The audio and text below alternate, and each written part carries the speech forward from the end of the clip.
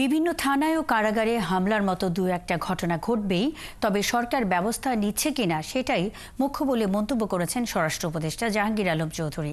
আর আন্তর্জাতিক অপরাধ ট্রাইব্যুনালের অভিযুক্ত পলাতক আসামিদের বেশিরভাগই দেশ ছেড়ে পালিয়ে যাওয়ায় তাদের গ্রেপ্তার করা যাচ্ছে না বলে জানিয়েছেন তিনি। পলাতকদের বিষয়ে ইন্টারপোলের মাধ্যমে রেড নোটিশের সুপারিশ করা হয়েছে বলে জানিয়েছেন পুলিশ প্রধান। মহিম মিজানের প্রতিবেদন। রাজধানীর উত্তরা পশ্চিম থানায় এ হামলা হয় মঙ্গলবার রাতে। এতে আহত হয় একাধিক পুলিশ সদস্য। একই সময় কাশিমপুর কারাগারেও ঘটে হামলার ঘটনা। এক পর্যায়ে জামিনপ্রাপ্ত তবে বিশেষ ক্ষমতা আইনে বন্দী অভিযুক্ত দুই জঙ্গিকে ছেড়ে দিতে বাধ্য হয় কারা কর্তৃপক্ষ।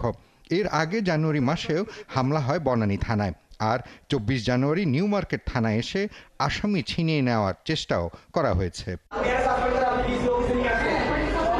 আর এমন প্রকাশ্য এবং দেশীয় অস্ত্রের মহড়া, ছিনতাই, দস্যুতা তো নিত্যদিনের ঘটনা হয়ে দাঁড়িয়েছে।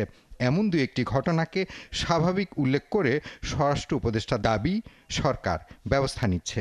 যে ধরেন উত্তরা থানা এরকম দুই একটা তো ঘটনা ঘটবে, যে ঘটবে না তা না, বাট এটার ক্ষেত্রে আপনারা দেখতে হবে আমরা এদের ক্ষেত্রে অ্যাকশন নিচ্ছি কিনা। উত্তরা যে ঘটনাটা ঘটছে আমরা দুইজনও আজকেও আলাপ করছি, এটা কেন হচ্ছে এবং এটা আমরা একটা ইনভেস্টিগেশন করে যারা এটার জন্য দায়ী তাদের ক্ষেত্রে আমরা আইনানুগ ব্যবস্থা নিই। আর কারাগারের ক্ষেত্রে একই। আন্তর্জাতিক অপরাধ আদালতের গণহত্যার দায়ে অভিযুক্ত আসামিদের এখনও কেন গ্রেপ্তার করা হচ্ছে না এমন প্রশ্নে স্বরাষ্ট্র উপদেষ্টা বলেন, এদের বেশিরভাগই দেশ ছেড়ে পালিয়েছে। অনেকেই পাশের দেশে অবস্থান করছে, তাই তাদের গ্রেপ্তার করা যাচ্ছে না। মেইন জন তারা তো আপনারা জানেন সে তো বাংলাদেশেই নাই, আমরা এখন তাদের কোথায় থেকে ধরে নিয়ে আসবো? এরকম তারা যারা নেই দেশে নাই তারা তো হয়তো ওয়ারেন্ট ইস্যু করে দিচ্ছে, তাদের তো আমরা ধরে আনতাছি যারা দেশে আছে, বাট যারা দেশে নাই তাদের তো আমাদের পুলিশ গিয়ে ধরে আনতে পারে না। বুধবার গুলশানে নৌ পুলিশ হেডকোয়ার্টারে এক অনুষ্ঠানে আইজিপি জানান, পলাতকদের ধরতে ইন্টারপোলের মাধ্যমে রেড নোটিশের অনুরোধ করেছে সরকার। বিষয়টি আইনি প্রক্রিয়া আছে বলেও জানান তিনি।